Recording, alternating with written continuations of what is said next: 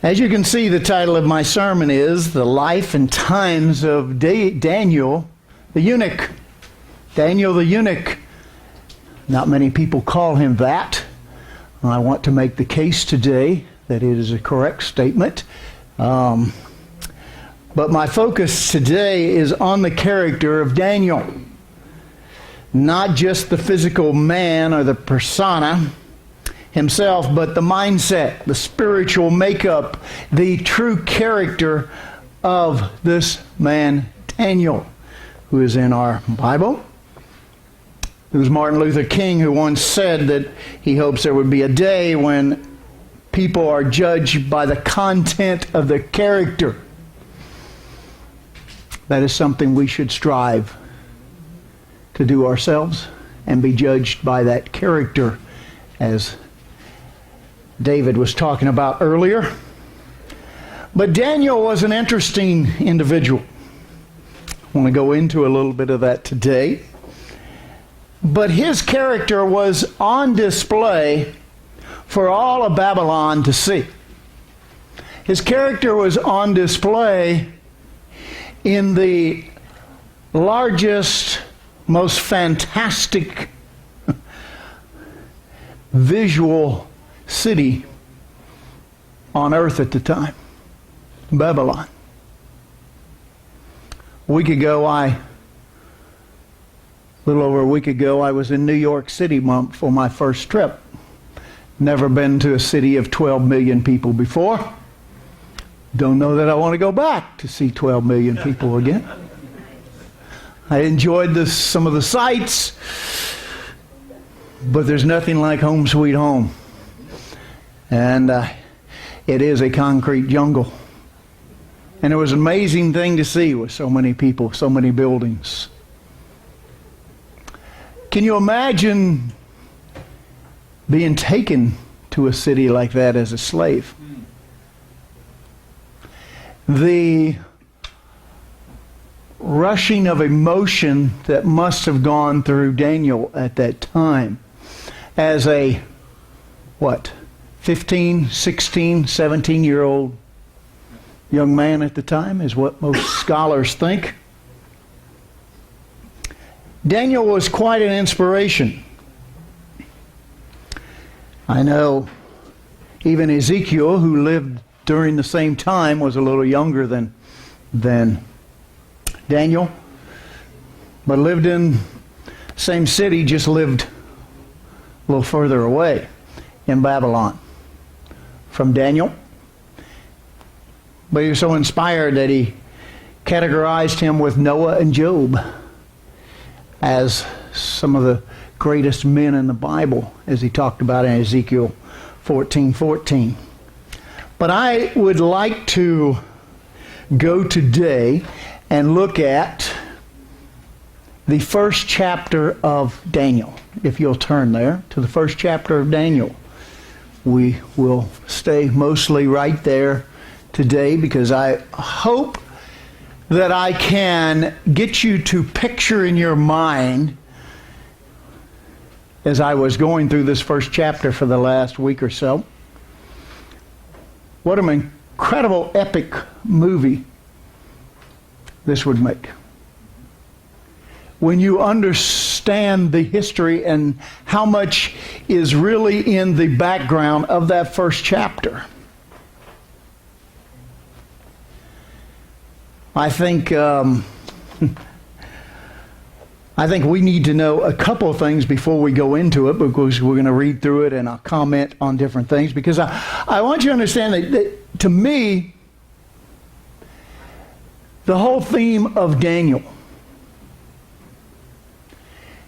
is two words. Obey God.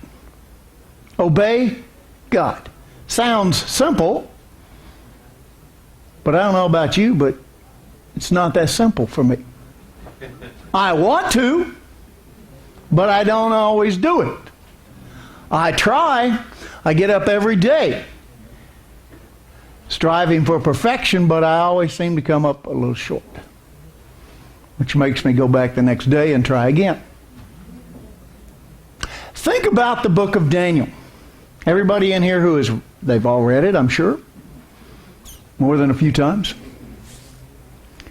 Daniel, the man himself, I cannot find anywhere in the Scripture a flaw. The inspired Word of God speaks volumes of the character of this man. That's why I wanted to go there, because that character didn't start late in life. That character was there from a child. For all those raising their children, and we're going to get a chance to see that in a few weeks as their presentation during Bible study time will be from the book of Daniel. I'd like you to go to chapter 1 of Daniel and to lay just some background first. I'm reading from the New Living Translation. The time we're talking about here is 605 BC. 605 years before Jesus Christ came on the scene. The time was 15 to 20 years before the city of Jerusalem was plundered and destroyed. And all the entire city, a nation of Israel at that time, was taken to captivity to Babylon. 605 BC. Now, for those that don't like history, that probably won't mean much to you. But I did want to say that one of the greatest heroes in the Bible to me, of all the kings, up there with David, was of course Hezekiah and Josiah. Josiah, you can read about the reforms, you can see what he did, and what a fantastic individual he was. He changed an entire nation so that they would follow God. And he worked hard at it. He defied logic many times because of what he did. He defied the people of his day to get them to follow God. And it was amazing because this individual Josiah, which could have 2 or 3 sermons alone on him and what he did. Please read that this week if you haven't. It's in Kings and also in Chronicles. But Josiah had 4 sons. 4 sons. And all the reforms that Josiah had done in Jerusalem, he made a mistake. It shows you can make one mistake in your life and it can be ever-changing.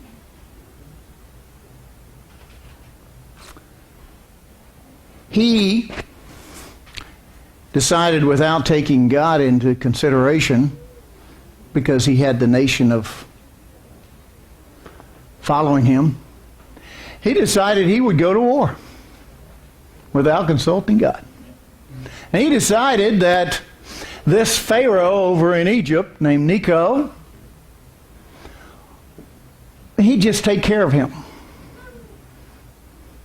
And it ended up, he was very young, he was killed in the battle by Necho.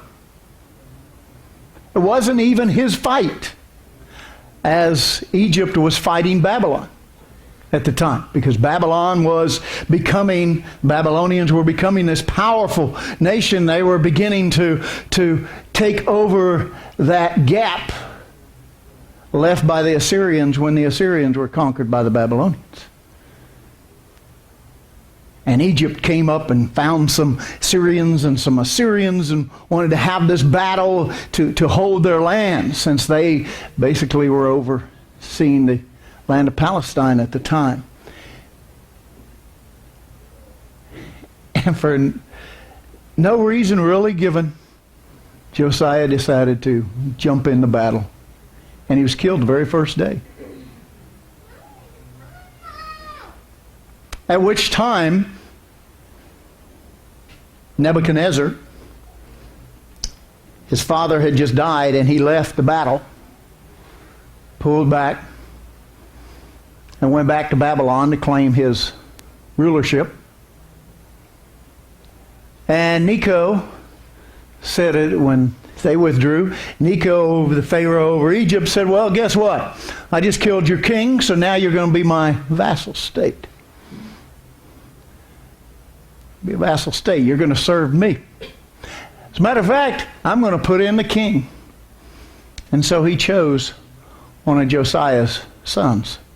He had 4. He didn't choose the oldest. He chose next to the oldest. He put him in. He didn't do very well. In 3 months, he drug him off and threw him in prison in Egypt. So then he appointed the oldest son, gave him a different name, and called him Jehoiakim. Jehoiakim. You know, you have Jehoiakim, Jehoiachin, everything in that family. But there were 4 boys that he named. Jehoahaz was the oldest, and that's the one that went and was prisoner. Then Jehoiakim was next, and then Jehoiachin after him, and then Zedekiah and Mattaniah after that.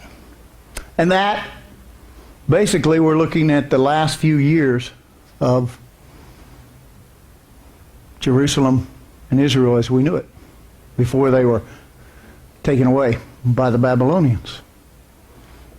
So the interesting part was that Necho put in Jehoiakim.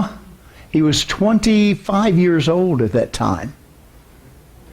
And just when he had put him in, bam, Babylon. The Babylonians took over that area. And Necho ran and hid in Egypt. Stayed away. So then Babylon was over the Holy Land. And they expected tribute, money to be paid, which Jehoiakim did for the first couple of years. And then he decided, why should I pay them? And guess what happened? Nebuchadnezzar brought his army to Jerusalem, showed the force, took it over, and we come to Daniel 1, chapter 1, verse 1. So let's go there and look at this situation here.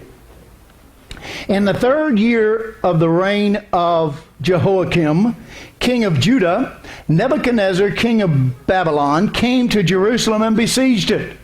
All they had to do was surround it with this incredible army. And they knew they couldn't do anything, so Jehoiakim, he'd have been, 28 years old at this time. Nebuchadnezzar on the outside probably could have heard his knees knocking at that time, inside the walls. It was 605 BC. This was the first confrontation that Nebuchadnezzar had as a ruler. He had just taken over. So you want to make sure people understand there's a new sheriff in town. There's a new tough guy, and I'm him, and you're going to obey. Let's go down to verse 2. And the Lord gave Jehoiakim, look at that. The Lord gave Jehoiakim, king of Judah, into his hand. So it wasn't just Nebuchadnezzar. It was the Lord decided. What? You're not going to obey? By this time they had already thrown aside all the reforms that Jehoiakim's father Josiah had put in. They were already turning back and not worshiping God. And God says, okay, you want to do that? You're on your own. I'll remove that hedge. as so many of us have found out when we want to do things our own way in the past. But here it is, alive and well for us here. The Lord gave Jehoiakim, king of Judah, into his hand with some of the articles of the house of God. Was it the Ark of the Covenant? No. But was it some of the things that were made, the cups, the vessels that were used in the temple? Yes. What were they made of? Gold. Pure gold. Can you imagine holding a cup or eating out of a bowl that was gold? A silverware, gold. Just, it was worth a lot of money, but it was prestigious. Articles of the house of God, which he carried into the land of Shinar, which is where Babylon was, to the house of his God. And he brought the articles into the treasure house of his God. It was a custom of that time. He came in because they had disobeyed. I'm sure they had to pay up the money that he was owed. But then he decided, I got to teach you a little lesson. So I'm taking some of these things. So he sent his men into the house of God and took these expensive things. And he was going to bring them, as was the custom of the time, into the worship center in Babylon, which they had many gods, but Baal was one of them. Baal, whatever you want to say. But they like putting these things that people worship or held for worship and take them from this God that he didn't believe in and put them in to the house of his God. There's a way to show when somebody went through, well, look here, I conquered this, I conquered this, I conquered this. This is from this God that was supposed to protect these people. And I went in and I just took it. Because I could. Because my God's bigger, stronger, and he's with me. Ha! Look at these people worshiping just one God. Verse 3. Then the king instructed Ashpenaz, the master of his eunuchs, to bring some of the children of Israel and some of the king's descendants and some of the nobles, young men in whom there was no blemish, but good-looking, gifted in all wisdom, possessing knowledge and quick to understand, who had the ability to serve in the king's palace, and in whom they might teach the language and the literature of the Chaldeans. So here they were coming in and taking dozens of the sharpest looking young guys. And their job was they were going to serve in Babylon in the royal court. It was 500 miles from Jerusalem to Babylon. You think they put them on a nice cart and let them ride since they were part of royalty or really the smartest? No. According to their tradition, they tied their hands together with a rope. They let them and they walked them 500 miles in the heat, giving them just enough water to survive, making them realize. We have some young men here today, young ladies here. Can you imagine in a few years being taken as slaves, as prisoners, by this mighty army? 15, 16 years old. They had a purpose for you. Except there was something different. That's what I want to make the case today for. That's not really brought out that much in churches. I thought some of the younger people would be in your class today, so I cannot be as graphic as I would once want to be, that the adults could understand a little more, but I think by the time you'll understand. Imagine yourself as a 15 or 16-year-old young man. You've grown up in the court. You're very educated in the ways of God and the ways of Hebrew language, even knowing some Aramaic. But you're taken to a land of Babylon where, as Jeremiah says, as he predicted, they're going to take you to a land where you do not even know their language. So you're taken somewhere where they can't even understand what you're saying, or if they do, they don't care, and you're going to have to learn their language. They're going to walk you through this time, and you're going to walk 500 miles tied up like an animal, because you will walk like the rest of the animals that they took. And you're going to come into the outskirts of Babylon after a couple months of walking. And when you get there, even a few miles outside of Babylon, you all of a sudden can't believe what you're seeing. Is it the wall is that a wall that they're seeing that seems to go on forever and ever? Because Daniel and his friends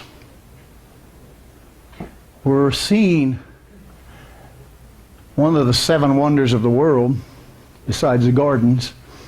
They would see the wall of Babylon. The walls of Babylon, which you could see. Herodotus was a historian. He lived about 400 BC, about 150 years after this event took place. And as we know, the Babylons were eventually conquered by the Persians, and Persians conquered by the Greeks and Alexander the Great. So it was during this time that Herodotus, this historian, went and visited and wrote down as he was there what it looked like in Babylon.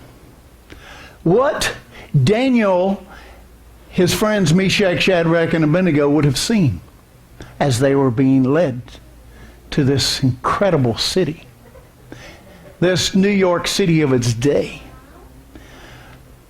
Herodotus said, "I saw Babylon. I am standing now in a spacious plain surrounded by a wall, 300 feet tall, 56 miles in length, so broad across that a 4-horse chariot could be driven along the top, and enclosing an area of some 200 square miles." Imagine that wall. Now, Jerusalem had a wall, but it was nothing compared to this. Herodotus said, well, they found out later, this wall was not only 300 feet tall, the walls that protect Babylon, that they had dug down 35 foot deep and started the wall 35 foot deep so nobody could tunnel, so no one could tunnel under it. What an awesome sight. But can you imagine a young man of 15 looking like, wow, what is this? And somewhere in the middle, you didn't know what it was. You'd heard of a ziggurat, but you didn't know what it was. But somewhere in the middle of it was this building that spiraled up, and it went almost into the clouds. And they would have remembered the story of the Tower of Babel, because that's what they were looking at. All these things they had heard about, just dreamed about. And they were brought into this city that we now, in the English language, we think of Babel, and the English word meaning confusion of language or just to talk on to babble, but that's not what the Babylonians meant it. It meant to Babylonians, it meant the gate of God. That's what their city was known. The gate of God. It was the gate of their God.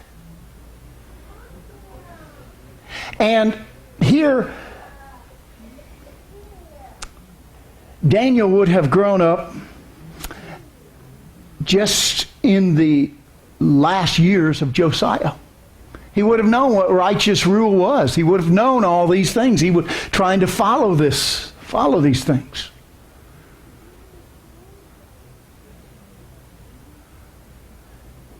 And he was about to enter a city he had no idea what it was like. They didn't know his God. And they didn't care.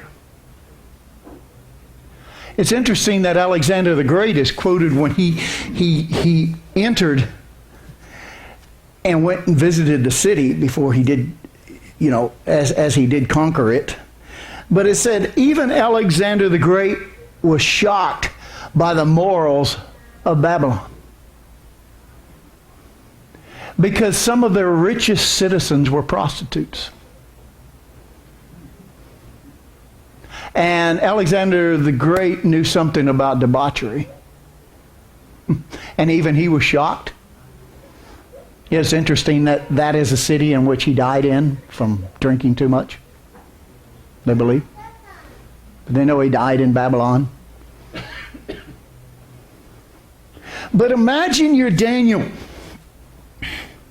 and you've had this visual overload. You're scared. You can't understand the language. And then they take you into the city and they bring you into the palace. And you're actually overseen by another eunuch. And without knowing it, what was going to happen, you feared the worst. You didn't know if they would kill you because you didn't mean anything to them. You were a slave. But they had vision. Nebuchadnezzar had a vision because he did this with other countries and brought their best in. Because he was looking at world domination, he could train them their way, and then they could be working with those countries and serve him too. So it was ingenious by Nebuchadnezzar. But you're 15 years old. They brought you in after cleaning you up, showing you around. They take you to a room. They give you a drink. You have no choice but to drink it. It's alcohol. It's very strong. Your mind is even a little dizzy. And then they completely strip you naked. And they have a type of drug, or it's a type of from leaves that can make you numb on your skin.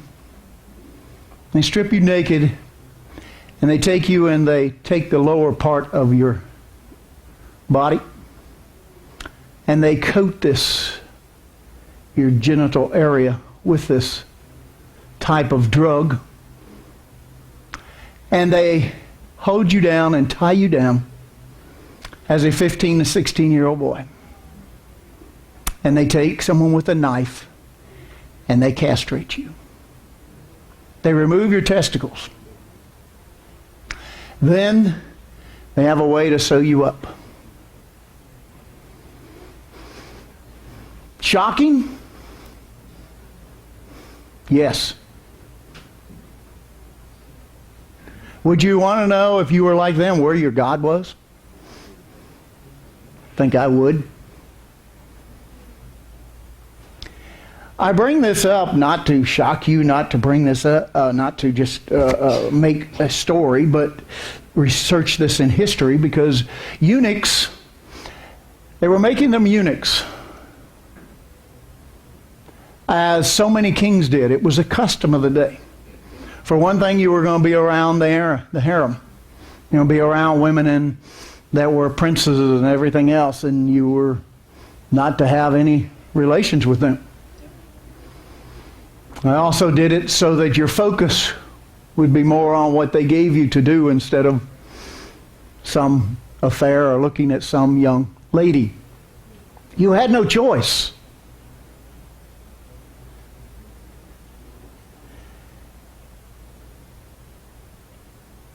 The Cummings Museum collection in New York Academy of Medicine Library contains over 1,200 references on making people eunuchs around the world in the history of it.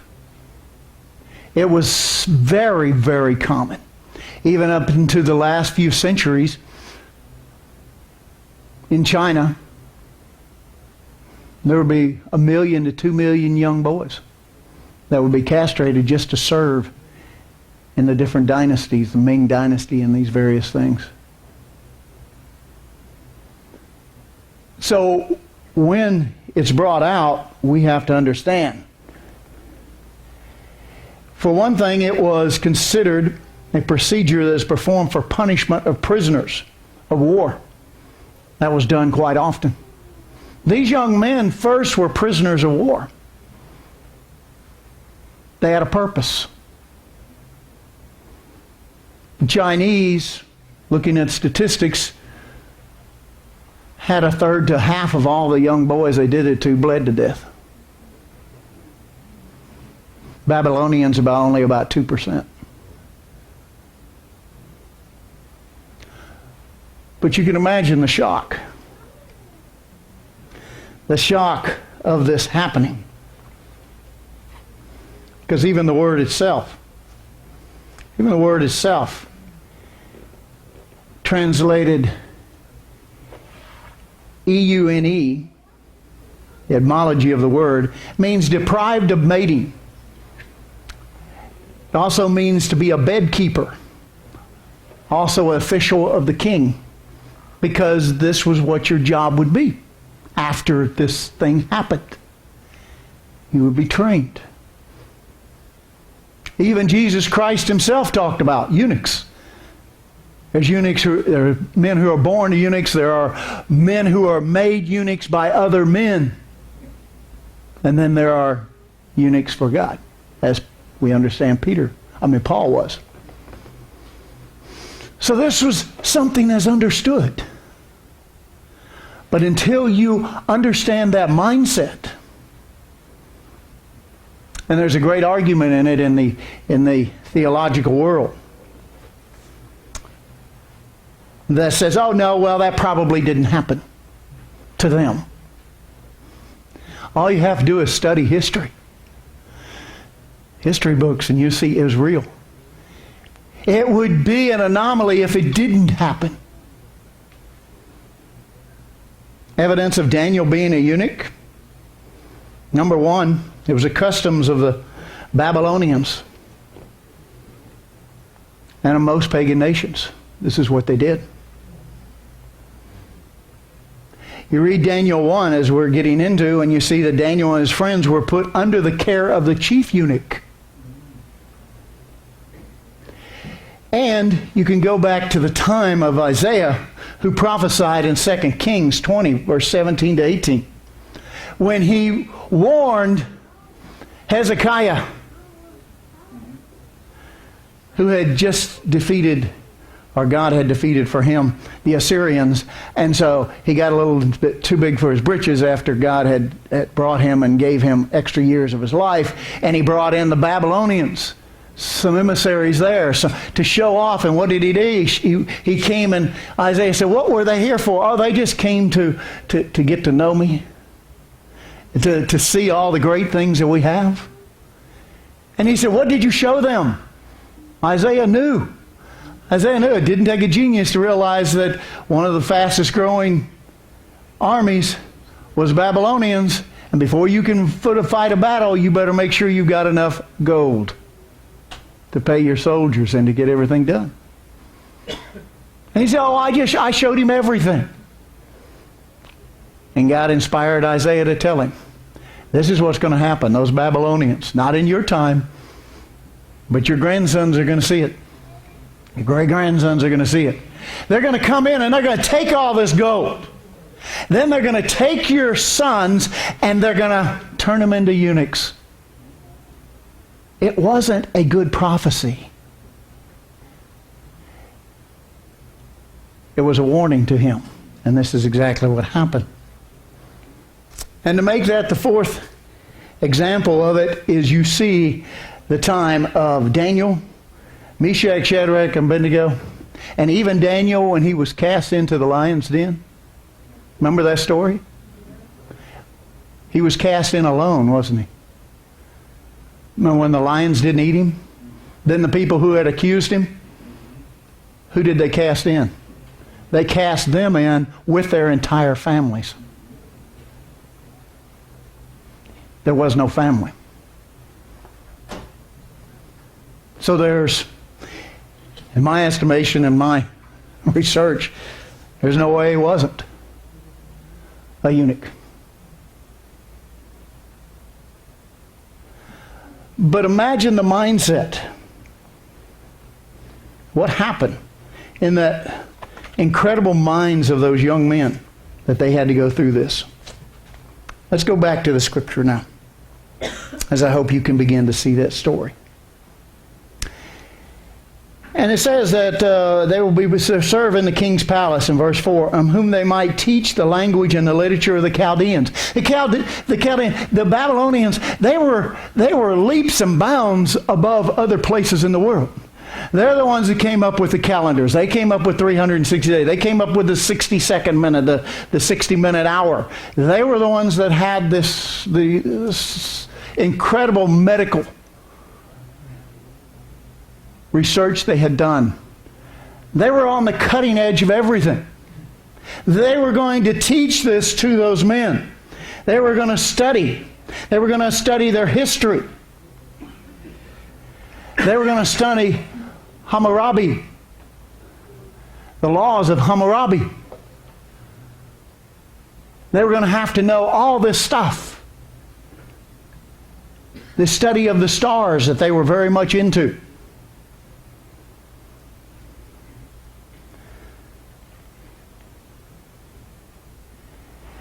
And it said in verse 5, the king appointed for them a daily provision of the king's delicacies and of wine which he drank, and 3 years training for them. So they were about to go to college. It was going to be the College of Babylon. And they were going to study. That was going to be their job. That was going to be their fun. That was going to be everything they were for the next 3 years. So that at the end of that time, they might serve before the king. Brought slaves in, brought some really sharp young guys in. Imagine those who were able to do the job, were very sharp.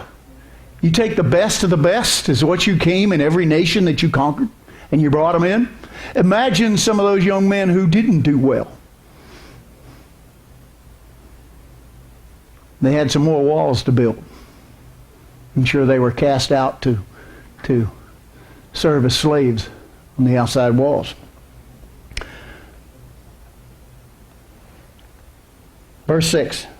Now from among those in Judah were Daniel, Hananiah, Mishael, and Azariah. To the chief of the eunuchs, to them the chief of the eunuchs gave names. He named Daniel Belshazzar. To Hananiah, Shadrach, to Mishael, Meshach, and to Azariah, Abednego.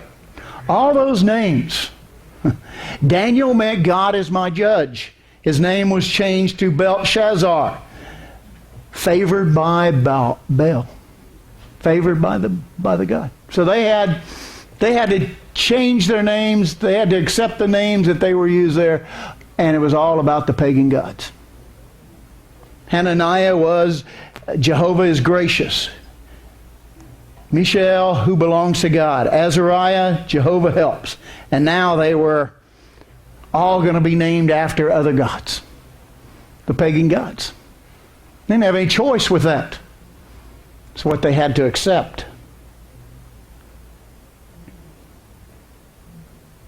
But verse 8. But Daniel proposed in his heart that he would not defile himself with the portions of the king's delicacies, nor with the wine which he drank. Therefore he requested of the chief of the eunuchs that he might not defile himself. No matter what, he'd gone through this thing. and he was still obeying God. Any wonder that's the theme of Daniel? No matter what you go through, obey God. He's there in the valleys, He's there in the peaks. Obey God. He has a purpose. He has a purpose for everyone in this room, even the young people in here today. He has a purpose.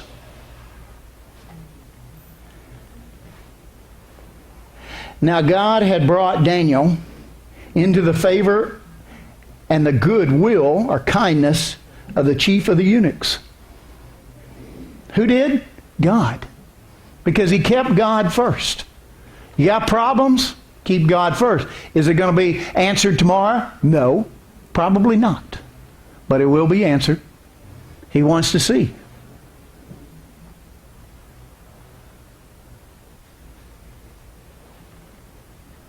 You know, it's interesting. The Hebrew word for eunuch is saris. S-A-R-I-S.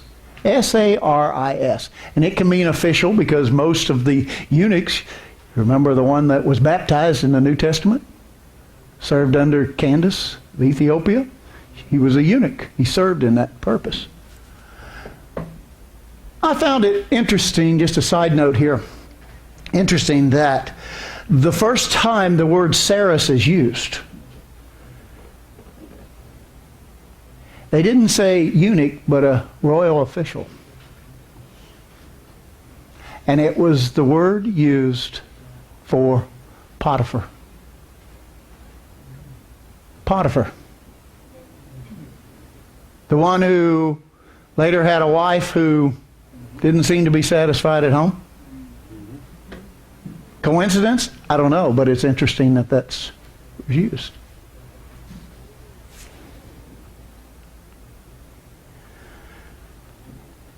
So he found favor with the chief of the eunuchs, and the chief of the eunuchs said to Daniel, I fear my lord the king who has appointed your food and drink, for why should he see your faces looking worse than the young men who are your age? Then you would endanger my head before the king. There's my head, and he had no problem cutting people's heads off. When he finished with Zedekiah, you remember the story when he finally did finish with Zedekiah? He brought all Zedekiah's sons out and set them before him, and as the historians say, the Bible says he just killed them. But they said he had his men go through and chop their heads off as they had Zedekiah tied there and had him watch him slaughter his sons in front of him. And then he had a man come in and gouge Zedekiah's eyes out with his bare hands.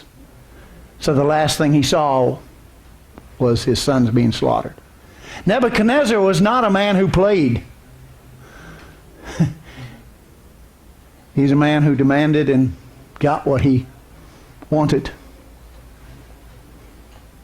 So this head of the eunuchs was, he said, no, I'm not going to endanger my head.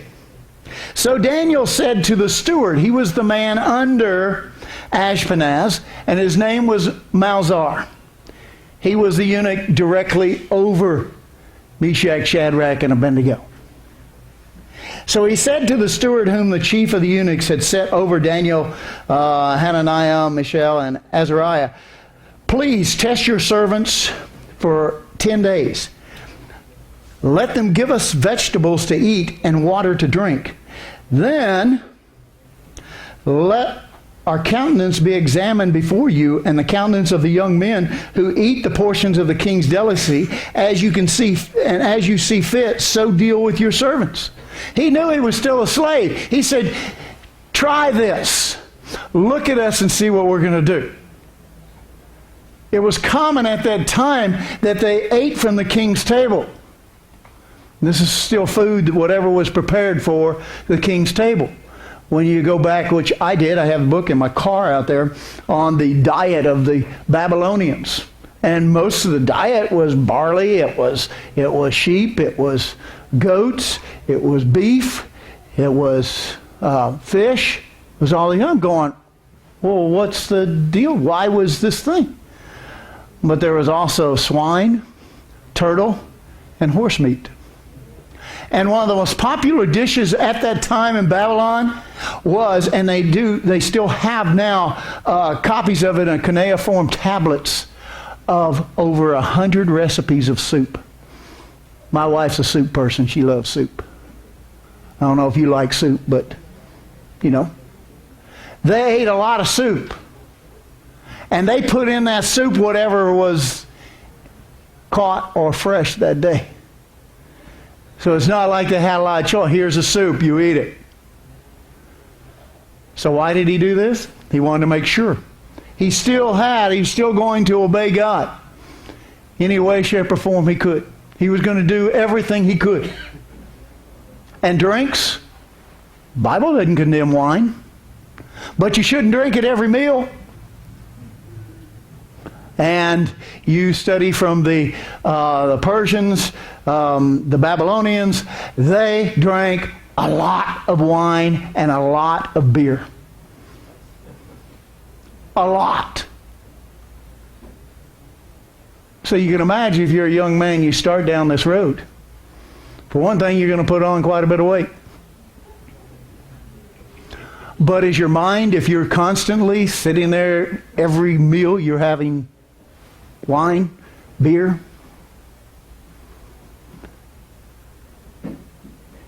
Daniel knew there's a bigger purpose. Verse 14. So he consented with them in this matter and tested them for 10 days. At the end of 10 days, their countenance appeared better and fatter. Well, wait a minute, fatter? I thought they weren't.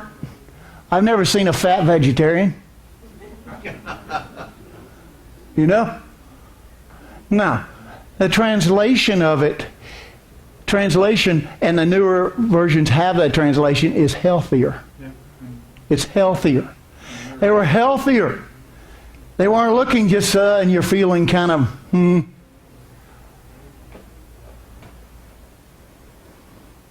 So, Daniel and his friends looked healthier in flesh than all the young men who had ate the portions of the king's delicacies.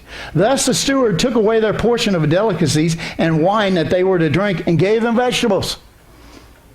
Controlled diet. As for those 4 young men in verse 17, what's the word say? God.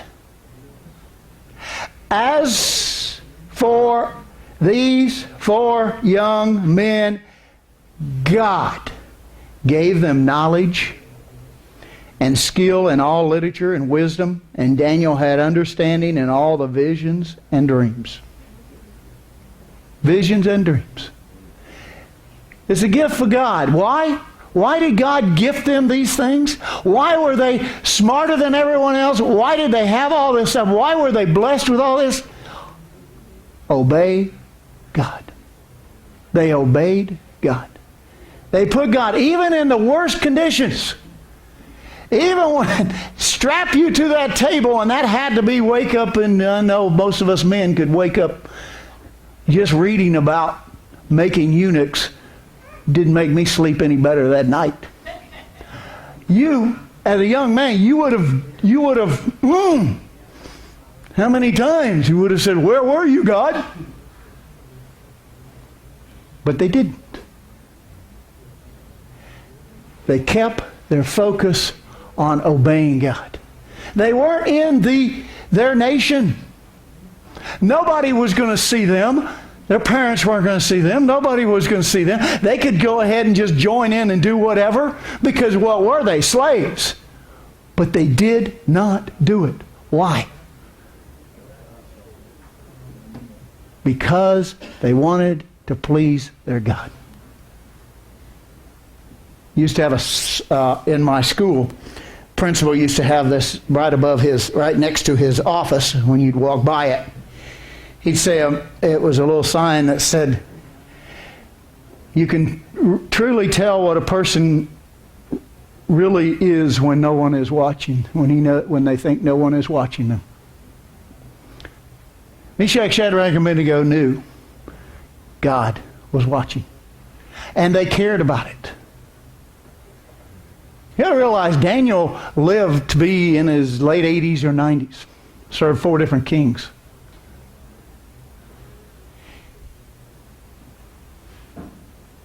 That's a long time to serve in a pagan country, isn't it? A long time to be away from your people. But what did he do? Well, you can see through the book of Daniel that he lived a righteous life. It didn't matter where he was. Doesn't matter what city you live in, whether it's Miami, whether it's Fort Lauderdale, whether it's New York City. We have the same responsibility. It never says a word about Daniel's parents. You think they were good ones? I think so. By the time they were 15, their focus was on obeying God. And Daniel kept that for 90 years. Let's go and finish this up now. So verse 18, now at the end of the days, when the king had said that they should be brought in, the chief of the eunuchs brought them in before Nebuchadnezzar. Why did he bring them in? Because they were ready. That eunuch had worked with them for 3 years. Imagine if you had this group of young men, and you had others over here that was, well, when am I bringing my wine for lunch today? Where's my beer? It's beer 30. Where's that food? Need my food. And you had these 4 individuals? You're going to say, because who's going to get credit for that? You bet that eunuch is. He wasn't going to say, well, those boys, they came in really good. Oh, no. It was the chief of the eunuchs. So he brought them in. And then verse 19, then the king interviewed them. And among them all, that's all the young men who had been brought in, all had that 3-year training, none was found like Daniel, Hananiah, Mishael, and Azariah. Therefore they served before the king. He tested them. He examined them. He didn't just let them off because he didn't really care if they were going to be able to serve him. They were going to be the top. Or guess what? Just go cut their head off. I can find 100,000 of them down the road. This was big stuff. This wasn't little bitty things that come in. Okay, we get to take this test today. The king interviewed them, tested them to see if they were worthy to be working for him. Talk about a job interview. Whoa. And what did they do? There were none even close to what they were. Because what? Because of them? Yes, but because it said God. God gave them this. And 20. And in all matters of wisdom and understanding, about which the king examined them, he found them a little better. 10 times better. 10 times. Boy, I wish when I had a company I could bring in 3 guys and they were 10 times better than anybody I had seen. Wow. Wouldn't that have been great? You can imagine how excited Nebuchadnezzar was. 10 times? Wow. Better than all the magicians and astrologers who were in all his realm. He controlled most of the known world at that time. By this time, he had already conquered so many. And these 20-year-old, 19 to 20-year-old, 4 of them were 10 times smarter than all his wisest guys that he had in the entire world. Pretty impressive. Obey God. Why could they do this? God was with them. But they also had a biblical history. They would have understood from knowing Scripture how the world began. The understanding of how it was put forth. And there's incredible parallels to Daniel, Meshach, Shadrach, and Abednego. To not only Moses, who learned, he too was raised in a pagan country. And he rose to the top, as did Joseph. What did they all have in common? Same God. Same belief. What do we have in common with them? Same God. Same belief.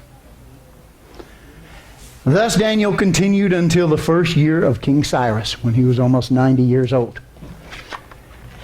It is an incredible story.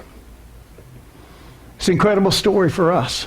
No matter what we have to go through, no matter what we've gone through, no matter where we are now, Daniel inspires us. Obey God, and He will take care of you. Through the highs and the lows, Daniel believed and trusted in God. Like Daniel, we have those too. We need to trust in God. This life has its challenges. And Daniel had tough ones that we've never had to take.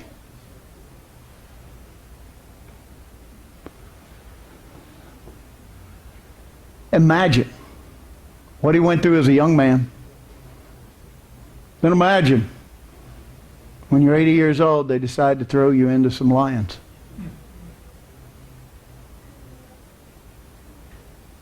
Ones that we know from the story that when they threw the other people out, when they pulled him out and they threw the other ones in, they got the family and the bodies never hit the ground.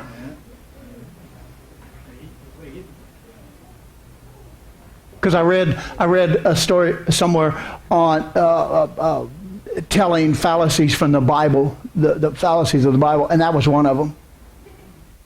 And they're making believe that it really didn't happen, that they were made up fairy tales. Said, well, different times, lions are not that hungry. And so they had already been fed, so they put this man in, and they just really didn't want to eat him. But then the next day, the next morning, they pull him out. He's okay, and they throw these people in there, and they ate them all up. People do not want to do what?